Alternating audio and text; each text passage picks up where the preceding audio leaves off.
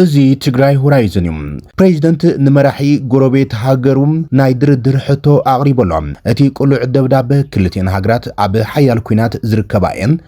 መንየን ብዝርዝር ሒዝና ኣለና መራሕቲ ህወሓት ምስ መንግስቲ አብይ አሕመድ ናብ ድርድር ክቐርቡ ጠሊቦም ኤርትራ ካብ ጽምዶ ትወፅእ ከም ዘላ ተሓቢሮም ኣብ ኣስመራ ዝተሃንደሰ ጽምዶ ሓዱሽ ምዕባለ ተሰሚዑ ኤርትራ ኣብ ኒውዮርክ ዝተዋሃባ ሹመትን ህወሓት ዝርከቦም ዕጡቃት ሓይልታት ኢትዮጵያ ድማ ነቲ ናይ ኤርትራ ስጉምታት ግብረ መልሲ ከም ዝሃቡ ተሰሚዑ ኣሎ ኣብዚ ጉዳይ መሰረት ብምግባር ከምኡን ዓወታት ኤርትራ ኣብ ዞባውን ከምኡን ዓለም ለኻውን ጉዳያት ዝምልከቱ ሓደሽቲ ምዕባለታት ብትንታንን ብዝርዝርን ክንቕርበልኩም ኢና እዚ ምዕባለ ንኢትዮጵያ ዘሎ ወንታዊም كمون آلتاو تسلوا مسرت بمقبار بزرزر كنريو مينا ኣብ ርእሰ ከተማ ከቢድ ግጭት ንኽልተ መዓልታት ተኻይዱ እንትኾነ ግና ሎሚ ሰላማዊ ኩነታት ከም ዝወዓለ ተሰሚዑ ኣሎ ኣብ ርእሰ ከተማ ሶማልያ ሞቃዲሾ ኣብ መንጎ ደገፍቲ ነበ ስልጣኑ ዘብቅዐ ፕሬዚደንት ሓሰን ሼኽ መሐመድን ከምኡን ተቃዋምቲ ሓይልታትን ዝነበረ ወጥርን ኣጋጢሙ ዘሎ ከቢድ ወጥሪ መሰረት ብምግባር እውን ዝርዝር እዋናዊ ምዕባለ ክንነግረኩም ኢና ኣብ አዲስ አበባ ዝተኻየደ ሓዱሽ ፍኖተ ካርታ ድርድር ሰላም ኣብ ስምምዕነት ከም ዝተበፅሐሉ ዘመልክት ምዕባለ እውን ተሰሚዑ ኣሎ ትግራይ ሆራይዘን زخبر سلامتنا عبد زلكم يبصحكم سبسكرايب لايك شير እንዳገበርኩም ዜናታትና ክትከታተሉ ንዕድመኩም ነዞም ዘቅረብና ይምቀን ደቀንድን ዓበይቲ ምዕባለታትን ብዝርዝር ክንቅርበልኩም ኢና ክሳብ መወዳእታ ተኸታተሉና ኣብ ፌስቡክ ከምኡን ኣብ ቴሌግራምን ዋትስኣፕን እውን ትግራይ ሆራይዘን ክትረኽቡዋ ትኽእሉ ኢኹም ንቐጽል ፕሬዚደንት ንመራሒ ጎረቤት ሃገሩም ናይ ድርድር ሕቶ ኣቕሪበሎም እቲ ብወግዒ ናብ ርእሰ ከተማ እታ ጎረቤት ሃገር ዘቕረበ ፕሬዚደንት ኣብ ሓያል ኩናት ንዝሓለፉ ልዕሊ 3 ዓመታት ዝጸንሑ ሩስያን ዩክሬን ናብ ድርድር ንምቕራብ ሕቶ ቀሪበሎም ፕሬዚደንት ዩክሬን ቮሎዲሚር ዜለንስኪ ናብ ፕሬዚደንት ሩስያ ቭላዲሚር ፑቲን ኣብ ጽሓፎ ቁሉዕ ደብዳቤ ኣብ መንጎ ሃገሩን ሩስያን ዝካየድ ዘሎ ኩናት ደው ንምባል ምስ ፕሬዚደንት ሩስያ ቭላዲሚር ፑቲን በኣካል ተራኺቡ ክዘራረብ ጠሊቦም ፕሬዚደንት ዩክሬን ኣብቲ ጽሓፎ ክፉት ደብዳቤም እቲ ሃገሩ ምስ ሩስያ ተካይዶ ዘላ ኩናት ዳግማይ በአሜሪካ ኣተኩሮ ክሳብ ዝረክብ ስቂልካ ምጽባይ ጌጋ ምዃኑ ገሊጾም በመቕጻል ሰላም ኣብ መንጎ መራሕቲ ዩክሬን ሩስያን ቀጥታዊ ምርኻብ ብምክያድ ጥራይ ክመጽእ ከም ዝኽእል ገሊጾም ዝካየድ ዘተ ክሳብ ዝውዳእ ኣብ መንጎ እተን ክልተ ሃገራት ምቁራጽ ስኽስ ክግበርን ዝብል ሓሳብ ፑቲን ብሓሙስ እኳ እንተነጸጎም ዜለንስኪ ነትሕቶ ደጊሙ ኣቕሪቦሎም ፕሬዚደንት አሜሪካ ዶናልድ ትራምፕ እውን ዝሓለፈ ሓሙስ ክልቲኦም መራሕቲ ክራኸቦም እቲ ዝበለጸ ከም ዝኾነ ሓሳብ ሂቦሎም ሩስያ እውን ክፉት ደብዳቤ ዩክሬን ከም ዝበጽሐ ብምግላጽ ፑቲን ብዛዕባ ዜለንስኪ ኣቕሪቦ ዘሎ ጠለብ መብርሂ ክህብ ምዃኑ ፍሊጣ ቃና ናይቲ ደብዳቤ ተጻራሪ ዋላውን ላግጺ ዝመልኦ እንትኾነም ኣብ ዝቐረበ እዋን ዩክሬን ኣብ መሬት ሩስያ ዘካየደቶ መጥቃዕቲ እውን ኣቓልቦ ዝሃበ እዩ ነይሩ ዜለንስኪ ኣብ ደብዳቤኡ ንፑቲን ጉጥያ ዝመስል ኣብ ስልጣን 26 ዓመታት ድሕሪ ምጽናሕ ዕድመ ከዓ ናቱም ግደ ይጻወት ተለይሉ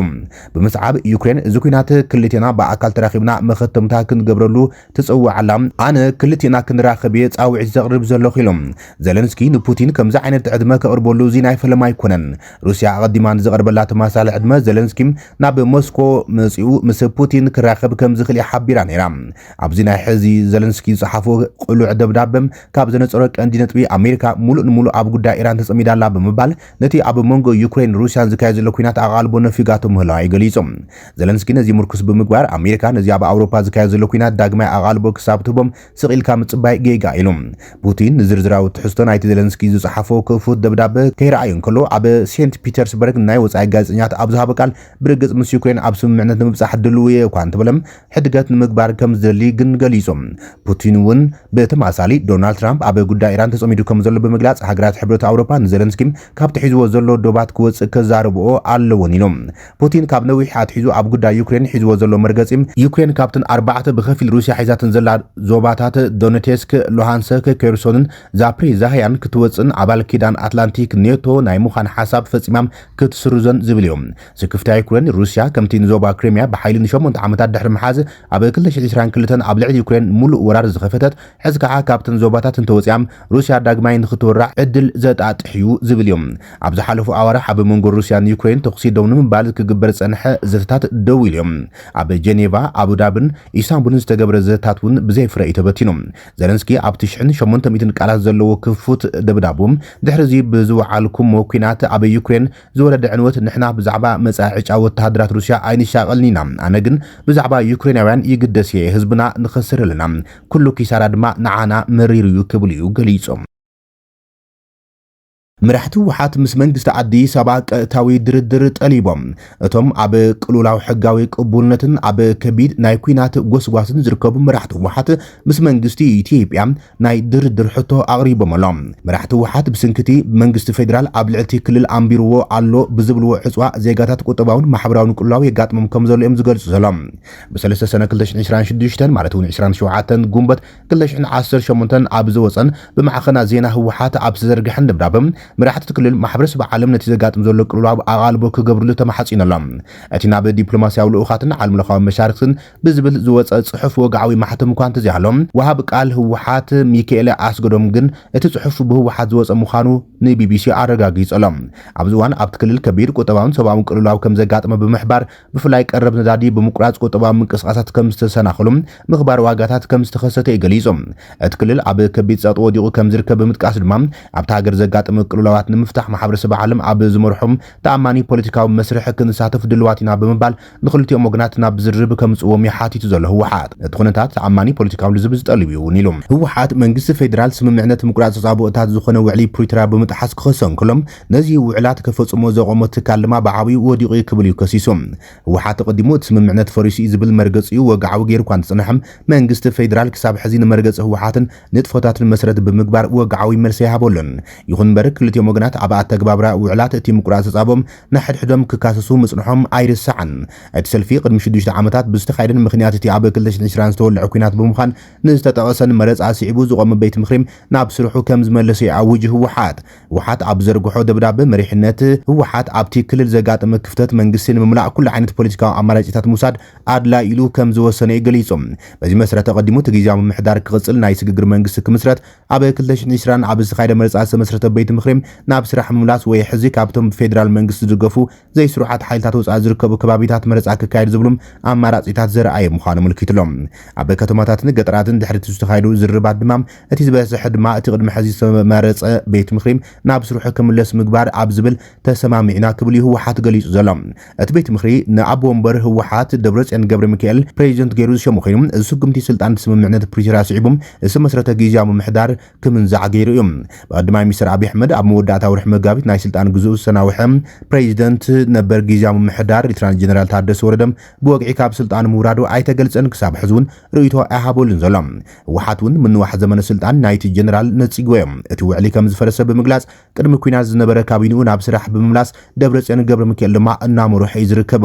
ኣብዚ ሕዚ እዋን መጻኢ ዝምድና ማእኸላይ መንግስትን ክልል ትግራይን እኳ እንተዘይተፈልጠ እቲ ክልል ኣብቲ ብሰነ 1 2026 ኣብቲ ሃገር ዝተኻየደ መበል 7 ሃገራዊ መረፃ ከይተሳተፈ ተሪፉ እዮም ኣብ መፋረቕ ጉንበት መግለፂ ዝሃበ ደብረጽዮን ልዕሊ 45 ከባቢታት ትግራይ ኣብ ትሕቲ ወራር ከም ዘሎ ብምግላጽ ዝተቆረፀት ትግራይ ዘላ ብምባል ኣብ ክልል መረፃ ከም ዘይካይዱ ኣወጆም ኣብ መንጎ ህወሓትን ኣዲስ ኣበባን ዘሎ ውጥሪ ኣብ ዝሓለፈ ዓመት እናኸረ መፅሎም ሓደ ዓብዪ ዘይምስምማዕ ህወሓት ከም ሓድሽ ፓርቲ ክምዝገብ የድልዮ ድዩ ኣየድልዮን ኣብ ዝብል እዮም ቦርድ መረፃ የድልዮ እዩ ክብል እንከሎም ህወሓት ግና ኣይተሰማምዕን ሕጋዊ ሰብነቱ ተሰሪዙ ከዓ ብወግዒ ተኣጊዱ እዮም መበል 7 ሃገራዊ መረፃ ኢትዮጵያ ተቃዋምቲ ትርጉም ዘለዎ ተሳትፎ ዘይገብሩሉ ክብል እውን ህወሓት ነቒፎም ስለዚ እቲ መረፃ ንሓቀኛ ዲሞክራሲያዊ ውድድር ዘንጸባርቕ ኣይኮነን ተቐባልነት ብምጉናይ ምድቋስ ምጥማይ ኣይረጋግጹን ክብል ገሊጾም ኣብ ፈለማ ወርሒ ጉንበት ትግራይ ኣብቲ ሃገራዊ መረፃ ክትሳተፍ ከም ዘይትኽእል ደብረጽዮን ገብረ ሚካኤል ገሊጾም ብሚልያት ዝቑጸር ህዝቢ ኣብ ቦቱ የለን ወይ ተሰዲዱ እዩ ወይ ተመዛቢሉ እዩ እዚ ጥራሕ እውን ኣይኮነን ሕዚ እውን ኣብ ናይ ህልውና ሓደጋ እዩ ዘሎም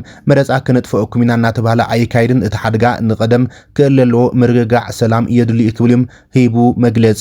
ህወሓት መንግስቲ ኣብ ጉዳይ ስምምዕነት ውዕሊ ፕሪቶሪያ ቃሉ ከም ዝዓጽፈ ይኣምን ብፍላይ ድማ ኣብ እዋናት ኩናት ዝተኣኑ ከም ምዕራብ ትግራይ ዝኣመሰሉ ቦታታት እውን ክምለሰሉ ብተዘዋዋሪ መንገዲ ከም ዝጠልብ እዮም ነዚ ጠለብ ድርድር ህወሓት ስዒቡ ድማ ካብ ኣዲስ ኣበባ ድማ ግብረ መልሲ ተዋሂበሎም ምስ መንግስቲ ብልጽግና በቀረባ ከም ሰርሕን ኣብ መንግስታዊ ኣካላት መንግስቲ ፌደራል ስልጣን ተኻፊሉ ዝርከብ ውድብ ኢዜማ ላዕለዋይ መሪሕነቱ ዝኾነ ግርማ ሰይፉ ሎሚ ኣብ ዘርግሖ ኣዘራራቢ ግብረ መልሲ እቲ መግለፂ ህወሓት ኣነ ቅድሚ ሕዚ ዝብሎም ዝነበርኩ ሓቂ ምንባረይ ኣረጋጊጹለየሎ ብምባል ገሊጾም ጠለብ ህወሓት ድርድር ይብል ፖለቲከኛ ግርማ ሰይፉ ድርድር ጽቡቕ ነገር እዩ እቲ ድርድር ምስ ተጀመረም ኣነ በይነ ኣይኮንኩን ካልኦት ክመጸለዎም ምባል መባእታዊ ምድላው ክግበረሎ ብምባል እዩ ህወሓት ቦይን ዘይኾነ ክደራደር ምስ ካልኦት ሓይልታት ፖለቲካ ትግራይ እውን ኣብ ግምት ከእቱ ከም ዘሎ እዩ ገሊጽ ዘሎ እቲ ምስ መንግስቲ ፌደራል በዓል ስልጣን ዝኾነ ኣባል መሪሕነት ኢዜማ ግርማ ሰይፉ መሰጋግር መንግስት ኣሎ በዓል ልደቱን ጀዋርን ዝመርሕዎ ምንቅስቃስ ብምምልኻት ሕዚ እቲ ምርጫ ኢትዮጵያ ተወዲኡ ኣብ ወርሒ መስከረም መንግስቲ ኢትዮጵያ ዳግም ክምስረት እዮም መሰጋግር መንግስቲ ዝበሃል የለን ሕዚ ህወሓት መኻድን ተረኺባ ኣብ ትግራይ መረፃ ከመይ ከም ዝካየድ ቀልጢፋ ምስልኡኽ መንግስቲ ኢትዮጵያ ክትዘራረብ ይዝግባ ኣብ ትግራይ ንኹሉ ዝሓቅፍ መረፃ ንምክያድ ህወሓት ከም ፖለቲካዊ ውድብ ክምዝገብ ይግባ ሕዚ እውን ምስ ቦርድ መረፃ ኣኼባ ንምክያድ ድልው ክትኾንን ነቲ ስርዓት ክተኽብርን ከም ውድብ ደው ክትብልን ይግባ ይብል ግርማ ሰይፉ ጥሮተኛታት ህወሓት ዝጽሓፍዎ ደብዳቤ ጠለብ ድርድር ብዕቱብ ከይውሰድ መንግስቲ ብኣግኡ ስጉምቲ ክወስደሎም እቲ ጸቕጢ ከም ካልእ ህዝቢ ኢትዮጵያ መረፃ ክካይዱ ምግዳድ ክኸውን ይግባ ብድሕሪኡ ናብ መቐለ ከይድና ድማ ናይ መረፅን ጎስጓስ ክንገብር ይግባ ድርድር ኣብ ዙርያ እዚ ጥራይ ክኸውን ዘለዎ ይብል መንግስቲ ብዝኾነ ይኹን ጸቕጢ ናብ ኩናት ኣይክጉተትን ይብል እቲ በዓል ስልጣን መንግስቲ ፌደራል ፖለቲከኛ ኢዜማን ግርማ ሰይፉ ህወሓት ናብ ኩናት እንተኣቲኹም ግን እቲ ምላሽ ከም ተቐድሚኡ ዝነበረ መንእሰይ ዒላማ ዝገብሩ መጥቃዕታት ከም ዘይኸውን ክትሓስብዎ ኣይሽግርን እዩ ኢለ ይሓስብ ሎሚ 24 ጥቅምቲ 2013 ኣይኮነን ብምባል እዩ በዓል ስልጣን መንግስቲ ፌደራል ዝኾነ ላዕለዋይ መሪሕነት ውድብ ኢዜማ ግርማ ሰይፉ ንጠለብ ድርድር ህወሓት ግብረ መልሲ ሂብሉ ዘሎ ካብ ኣዲስ ኣበባ حزرما بزرزرنا بزحزنا رؤسة قداي كنسجر كلنا إيرترا كابت صمدو توص كم زلا تحبيرهم عباس مراز تهندسة صمدو حدوش معبالة تسميع ولم إيرترا أبو منبر قبا إحبرات هاجرات كوينا تشوي معلم هو حاضر كبم عطوقات حيلتات تيب أدمام كونسل متياشم لمغنة تسبسي بلام إيرترا أبو حبرات هاجرات أبو منبر قبا مخانا نابع عالم لخوي حقن سرعات تعاتو كم زلام زير ما شارتر حبرات أفريقيا أخبرات بشارتر حبرات هاجرات ونتقبلام أخبرات كتب عاز نابع عالم لخوي حق تعاتو كم زكالتهم زئمان أزير ما عالم لخاوي حقي كتخبر مسجروا عبوتا أب مكبارن لعلاونة زي متحسن لتحتات نتقرب على مالتهم بفلاي أب تجراي بزي حقهم من جدي ويراتهم التركب جزءات تجراي ما سراويتا كتوسم تثبيت زكبر لايم كابي تيبي أزغر بلاكسي أنصار لعلاونة متتاو زي مرجعات زبان توقت إبادة ما ناب سلماوي متهددان بتي عالماو حق نخت جزام قبالة دمام مسلم أبي تيبي تعاطيهم من جستي بحيلك قلبتو زنقاس أصعدقات حيلتات زلوا ركب كاب أزيو قلوع نابز تقطب كخون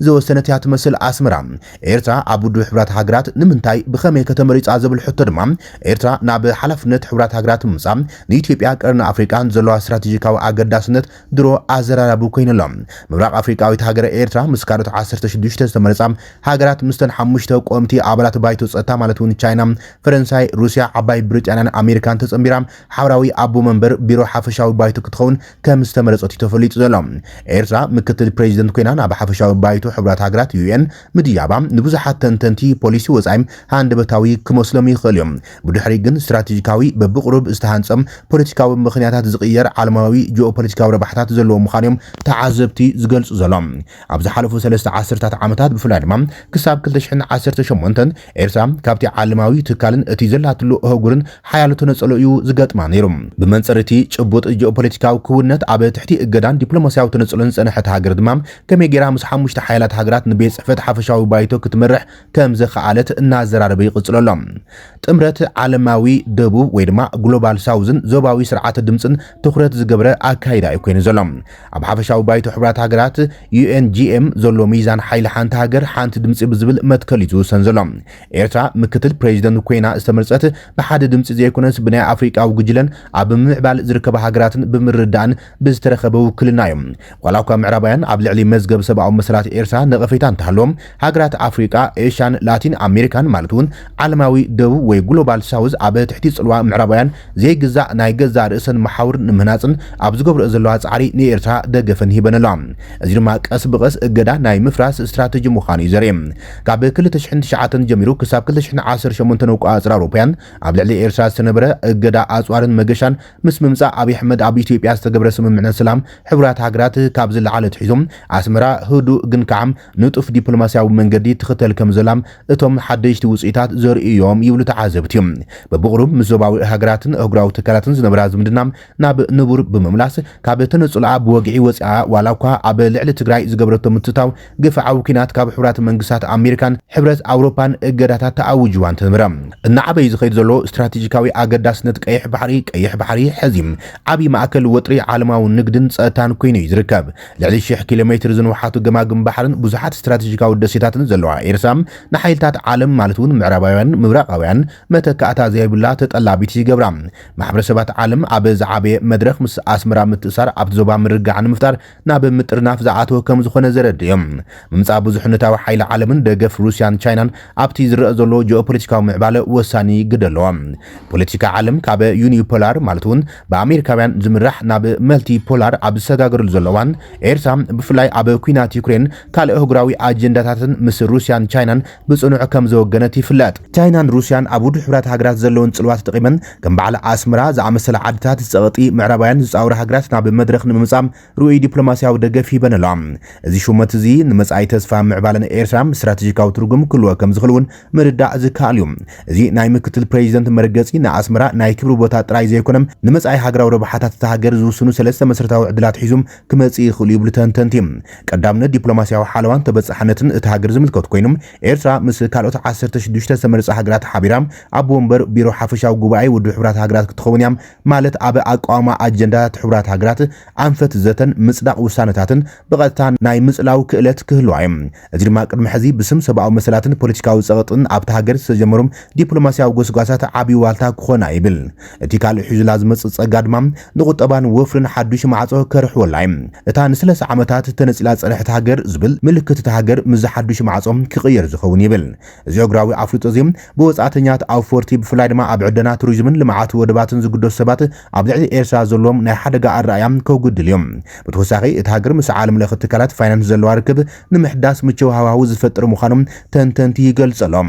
ኣብቲ ዘላትሉ ዞባ ቀርኒ ኣፍሪቃ ዝህልዋ ሚዛን እውን ዘዕብየላ ኮይኑ እዚ ሽሞት እዚ ንጂኦፖለቲካዊ ፀወታ ኤርትራ ኣብ ቀርኒ ኣፍሪቃ እውን ዝያዳ ዘጠናኽር እዩ ክኸውን ተባሂሉ ዝግመት ኣብ ቀይሕ ባሕሪ ምስ ጎረባብታ ክልቲኣዊ ዝምድናታትን ፀጥታዊ ጉዳያትን ከም ዓባይን ኣህጉራዊ ኣኽብሮት ዘለዋን ሃገር ኣብ ምዝራብ ሞራላውን ፖለቲካውን ላዕለዋ ኢድ ክህልዋ ይብል ኣብ ኢትዮጵያ ክህልዎ ዝኽእል ጽልዋ እንትገልጹ ተንተንቲ ርክብ ኢትዮጵያን ኤርትራን ታሪኻዊ ዝተሓላለኸ ኣብ ዞባዊ ሰላም ቀጥታዊ ጽልዋ ዘለዎ ምዃን እዚ ዲፕሎማስያዊ ምዕባለ ኤርትራ ንኢትዮጵያ ዕድላት ቡድሆታትን ሒዙላም ይመጽእ ከም ዘሎ እዮም ዝእምቱ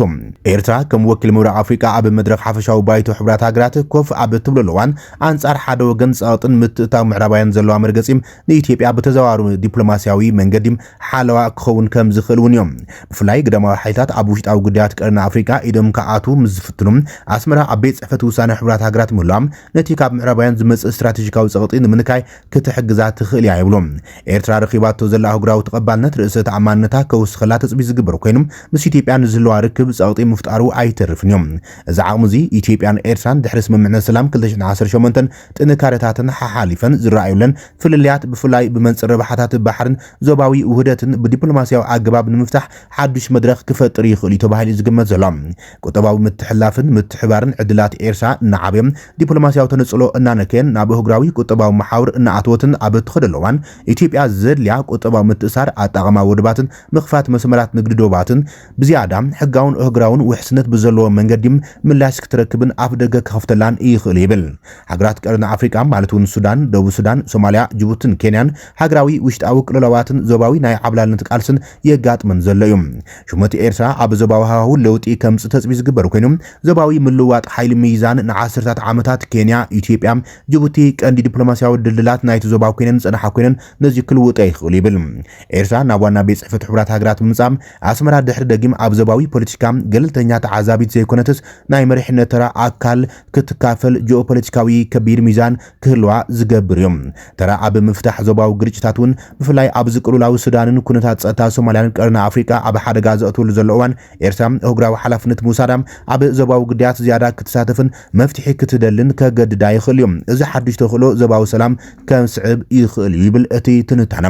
ቀይሕ ባሕሪ ንኣሜሪካ ቻይና ሩስያን ሃገራት ወሽመጥ ዓረብን ስዑድ ዓረብን ኤማሬትስን ሓዊስካ ስትራቴጂካዊ መስቀላዊ ረብሓታት ከም ዘለዎ ዝፍለጥ ኮይኖም ምድልዳል ድምፂ ሃገራት ቀይሕ ባሕሪ ኤርትራ ቀንዲ ወናንቲ ቀይሕ ባሕሪ ብምዃና ኣብ መድረኽ ሕብራት ሃገራት ዝስማዕ ድምፁ ንጸጥታውን ንግዳውን መስመራት ቀይሕ ባሕሪ ዝምልከቱ ውሳነታት ንረብሓ እተን ኣብቲ ዞባ ዝርከባ ሃገራት ዝጠቅም ምዃኖም ንምርግጋጽ ዓቢ ዕድል ዝፈጥር ይብሎም። ብናይ ወጻኢ ሓይልታት ወተሃደራዊ ከበባ ናይ ምጽዋር ዓቕሚ ኣብ ቀይሕ ባሕርን ዞባ ቀርኒ ኣፍሪቃን ናይ ወጻኢ ሓይልታት ዝገብርዎ ስልታዊ ወተሃደራውን ፖለቲካውን ምትእታው ወጥሪ ምፍጣርን ኣብ ናሕሲ ውድብ ሕብራት ሃገራት ኮይና ጽልዋን ምፍጣርን ዞባዊ ወጥሪ ንምንካይን ኣብቲ ዞባ ላዕላውነታ ንምርግጋጽን ክትጥቀመሉ ዘኽእላ ይብሎም። ዓወት ኤርትራ ኣብ ህግራዊ ዲፕሎማሲ ቆምቲ ጸላእቲ ወይ ቆምቲ ፈትውት የለውን ቋሚ ረብሓ ጥራይ ዝብል መትከል ዘርኢ ኮይኑ ንልዕሊ 3 ዓሰርተ ዓመታት ጽምዋን ስቕታን ዝጸንሐት ኣስመራ ነቲ ዓለማዊ ጂኦፖለቲካዊ ዕግርግርን ስትራቴጂካዊ ወጥሪ ቀይሕ ባሕርን ተጠቒማ ኣብ መድረኽ ዓለም ከም መራሒት ኮይና ምቕልቃላ እዚ ድማ ፖለቲካ ቀርኒ ኣፍሪቃ ዳግማይ ክቆርጾ ከም ዝኽእል ዓቢ መርትዕ ይብሉ እቶም ተንተንቲ። እዚ ዲፕሎማስያዊ ዓወት ንኢትዮጵያ ይኹን ንሃገራት ቀርኒ ኣፍሪቃ ሓድሽ ስትራቴጂካዊ ምንቃሕ ዝጽውዕ ይበሃል ኣሎ። ኢትዮጵያ ነዚ ፍጻመ ከም ስጋት ዘይኮነስ ከም ዲፕሎማስያዊ ዕድል ተጠቒማ ምስ ኣስመራ ዘለዋ ክልቲኣዊ ዝምድና ብዝያዳ ትካላውን ሕጋውን መትከላውን ጌራ ክትሃንጾ ክቕስባ ዝኽእል እዩ ይብልዎ። ኣብ ዞባ ሰላምን ልምዓትን ክረጋገጽ ዝኽእል እተን ሃገራት ኣብ ህግራዊ መድረኽ ድምፀን ህዝባዊ ውህደት ክጥቀማሉ ምስ ዝኽእላ ጥራይ ምዃኑ እዩ ዝገልጽ። ኤርትራ ኣብ ሕብራት ሃገራት መራሒት ምዃና ድምፂ ቀርኒ ኣፍሪቃ ኣብ መድረኽ ዓለም ክስማዕ ዝገብር ሓበራዊ ዓወት ኮይኑ ክረአ ይኽእል እዩ። እዚ ዓወት ኤርትራ ብፍላይ ድማ ኣብ ትግራይ ዘሎ ኩነታትን ነቲ ብሽም ጽምዶ ከጋጥሙ ይኽእል እዩ ተባሂሉ እናተፈርሐ ዝርከብ ኩናት እውን ምናልባት ከትርፎ ከም ዝኽእል ዘርኢ ምዕባለ ኮይኑ ተቐልቂሎም። እቶም ብሽም ጽምዶ ኣብ ትሕቲ ሻዕብያ ተሰሊፎም ዝነበሩ ከም ህወሓት፣ ፋኖ፣ ሰራዊት ነጻነት ኦሮሞን ካልኦት ኢትዮጵያን ዕጡቃትን ድማ ናይ ባዕሎም ካውንስል ዝብል ኣጣይሾም ዝርከቡ ኮይኖም እዚ ድማ ኣስመራ ካብቲ ጽምዶ ወፂኦም ናብ ሓድሽ ዓለማዊ ሓይሊ ሚዛን ተኣቱ ከም ዘላ ዘርኢ እዩ ይብሉም ተሓዘብቲም። ኣብ ርእሰ ከተማ ሶማልያ መቃድሾ ኣብ መንጎ ደገፍቲ መንግስትን ተቃዋምቲ ሓይልታትን ክልተ መዓልታት ድሕሪ ዘጋጥመ ከቢድ ግጭት ሎሚ ተዛማዲ ህድኣት ውዒሉ ኣሎ።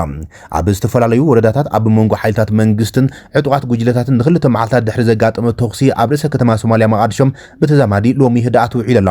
እቲ ግጭት ሰላማውያን ሰባት ኣብ መዛቢሉ ንግዳዊ ንጥፈታት ተዘናጊዖም ኣብ ዞባውን እህግራውን ትካላት ድማ ስክፍታት ተስዒቡ እዮም። ዝሓለፈ ሐሙስ ኣብ ኣውራጃ ሃውል ዋዳግ ብፍላይ ኣብ ከባቢ ኣባይቲ ፕሬዚደንት ነበር ሼክ ሸሪፍ ሼክ ኣሕመድን ቀድማ ሚኒስትር ነበር ሓሰን ዓሊ ኻይረን ከቢድ ተኹሲ ሞርታር ተኹስን ፍንጀራን ተሰሚዖም። ቀድማ ሚኒስትር ነበር ሓሰን ዓሊ ኻይረም ትማል ሐሙስ ኣብ ዝሃቡ መግለጺ ንፕሬዚደንት ሓሰን ሼክ መሕሙድ እሙናት ዝኾኑ ሓይልታት መጥቃዕቲ ከም ዝበጽሖም ኣብ ርእሰ ከተማ ክጸንሑ እውን ቃልኣት የሎም። ናብ ዝኾነ ቦታ ኣይንኸይድን ኢና ኣብዚ ኢና ክነሓድር ዝበለ ኻይረም ንሱ ይኹን መሻርክቱ ካብ ሞቃዲሾ ከም ዘይወጽኡ ኣፍሊጦም። ኻይረ ብጋርዌ ኣብ ዘውፅኦ ናይ ቪድዮ መልእኽቲ ናይ ፕሬዚደንት ዕድመ ተወዲዮም ፕሬዚደንት ነበር እዩ ሕዚ ሓሰን ሼክ መሐመድ ኢልዎም። ሕጋዊ መሰላትና ንምስዓብ እዚ ሃገር ኩለን ውድባት ሰማማዓሉ መረፃ ከም ተካይድ ንምርግጋጽን ድሕር ኣይን ክንብልን ኢና ኢሎም። ጋዜጣ ጋርዲያን ነበርቲ ተኸባቢ ብምጥቃስ ኣብ ዝዘርግሑ ጸብጻብ እቲ ዓመፅ ኣብ ዝሓለፉ ዓመታት እታ ከተማ ካብ ዝረኣያቶም ዝኸፉ ዓመፃት እቲ ቀንዲ ምዃኑ እዩ ጠቒሳ።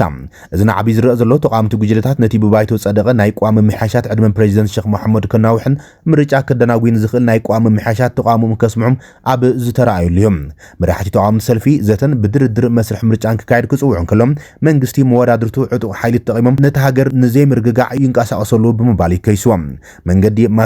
ሞካራማን ዕዳጋ ባካራን ሙሉእ ብሙሉእ ስለ ዝተገደፉ ኣማይ ስድራ ቤታት ካብቲ ዝተጎድኡ ከባቢታት ከም ዝሃደሙ ኣልጀዚራ ጸብጺቦም። ቁጽሪ ሞት ብዝምልከት ብህጹጽ መረጋገፂ እኳ እንተዘይተረኸበም ሲቪል ሰባት ከም ዝሞቱ ዝገልጹ ሓበሬታት እውን ወፂኦም ኣሎም። ሕብረት ኣፍሪቃ ሕብራት ሃገራት በዓል መዚ ልምዓት ኣብ መንጎ መንግስታት ምብራቕ ኣፍሪቃ ኢጋድ ካልኦት ህጉራውያን መሻርክትን ኩሎም ወገናትን ልጓም ክገብሩ ንዘተ ክመርጹ ተሓሳሲቦም። ዋና ጸሓፊ ውድብ ሕብራት ሃገራት አንቶኒዮ ጉተሬዝ ነቲ ግጭት ብምኹናን ህይወት ሰባት ክስኑም ንጹሃት ሰባት ክጎዱን ኣገድስ ትሕተ ቅርጺም ዕንወት ከም ዝስዓቡን እዩ ገሊጹ ዘሎ። ቤት ጽሕፈት ዋና ጸሓፊ ኣብ ዘውፅኦ መግለጺ ዋና ጸሓፊ ንፖለቲካዊ ረብሓ ዝዓለመ ዝኾነ ይኹን ተግባር ዓመፅ ብትሪ ንኹንኖ ኢሎም። ፖለቲካዊ ሓይልታት ሱዳን ዝርብ ድሕሪ ምክያዶም ኣብ ሓበራዊ ስምምዕነት ከም ዝወጽሑ ተገሊጹ ኣሎ። ፖለቲካዊ ሓይልታት ሱዳን ኣብ ዝርብ ኣዲስ ኣበባ ኣብ ፍኖተ ካርታ ሰላም ሱዳን ኣብ ስምምዕነት በጺሖም። ብዙሓት ውድባት ዝሓቆፈ ጥምረትን ፖለቲካውን ሲቪላውን ሓይልታት ሱዳን ኣብ ሱዳን ዝካየድ ዘሎ ኩናት ንምቁራጽ ዝዓለመ መስርሕ ሰላም ንምጅማር ናይ ሓባር ራእይ ተሰማሚዖም ኣሎም። ኣብ 2021 ፖለቲካዊ ቅልውላው ሃገር ካብ ዝለዓል እንዳሓር ኣብ መንጎ ፖለቲካዊ ተዋሳእቲ ሱዳን ዝተበጽሐ ዝዓበየ ስምምዕነት ምዃኑ ድማ እቶም ተሳተፍቲ ገሊጾም። እዚ ስምምዕነት ዝተገለጸ ውድብ ሕብራት ሃገራት ሕብረት ኣፍሪካ ሕብረት ኣውሮፓ ሊጋ ዓረብን በዓል መዚ ልምዓት በይነ መንግስታት ምዕራብ ኣፍሪካ ኤጋድን ዝሓቆፈ ኪዳን 5 ወገናት ኣብ አዲስ ኣበባ ድሕሪ ዝተኻየደ ናይ ምምኽኻር መድረኽ እዮም እቶም ነቲ ፍኖተ ካርታ ዘጽድቁ ውድባት ኪዳን ስሙድ ዲሞክራሲያዊ ብሎክ ዓረብ ሶሻሊስት በዓስ ፓርቲ ኦሪጂናል ህዝባዊ ኮንግረስ ፓርቲ ሃገራዊ ኡማ ፓርቲ ከምኡን ሓያሉ ሲቪላዊ ማሕበራት ጉጅለታት ደቂ ኣንስትዮን ማሕበራት መንእሰያትን ይርከቦም እቶም ነቲ ስምምዕነት ዝፈረሙ ሓይልታት ኣብ ዝሓለፈ ሐሙስ ኣብ ዘርግሕዎ መግለጺ ኣብ ሱዳን ዝምራሕ መስርሕ ሰላም ንምጅማርን ኩሎ መዳዊ ሰላማዊ ፍታሕ ብሱዳናውያን ዝምራሕ መስርሕ ሰላም ንምጅማርን ኩሎ መዳዊ ሰላማዊ ፍታሕ መሰረት ንምንጻፍን ኣተሓባሪት ሽማግለን ምውቃም ከም ዝሰማምዑ ገሊጾም እቶም ጉጅለታት እቲ ስምምዕነት ኣብ መንጎ ፖለቲካውን ሲቪላውን ተዋሳኣት ሱዳን ነቲ ዕናዊ ግጭት ንምውጋድ ንጽልኢ ዝመልኦ ዘረባን ዓሌታውነትን ንምምካት ዘተን ምስፋሕን ነቲ ብስንኪት ኩናት ዝተጋረደ ማሕበራዊ ምፍላይ ንምፍዋስ እናዓበይ ዝኸይድ ዘሎ ድሌት ምትሕባር ዘንጸባርቕ ምዃኑ ገሊጾም ብመሰረት እቲ መግለጺ እቲ ዝቐረበ ፖለቲካዊ መስርሕ ብሰፊሕ ማሕበራዊ ዕርቅን ኣብ ማሕበራዊ ፍትሒ ማዕርነት ማዕረ ዜግነት ዝተመርኮሰም ሓድሽ ማሕበራዊ ውዕልን ክዛዘም ይግባም ከምኡን ብድሆታት ምግላል ድኽነትን ዘይምዕሩይ ምዕባልን ብምፍታሕ ክዛዘም ከም ዝግባዮም ገሊጾም ይኹን እምበር እዚ ስምምዕ እዚ ንኹሎም ኣብቲ ዝርብ ዝተሳተፉ ጉጅለታት ዘጠቓልለ ይነበረን ብዓብድል ዋሂድ አልኑር ዝምራሕ ሰራዊት ሓድነት ሱዳን ገዛእ ሰልፊ ሃገራዊ ጉባኤ ነበርን እስላማዊ ምንቅስቓስን ካብቲ ብዝቐረበ ፖለቲካዊ መስርሕ ምግላል ብምቋም ነቲ ሓበራዊ ራእይ ምፍራም ከም ዝዓበየ እዩ ተገሊጹ ዘሎ ክቡራትን ፍትዋትን ተኸታተልቲ ዜናታትና ነይ ሰዓት ዝበልናይ መሓደሽቲ ምዕባለታትን እዋናዊ ዜናታትን ዛዚምና ንምክትታልኩም ነመስግን ሰላም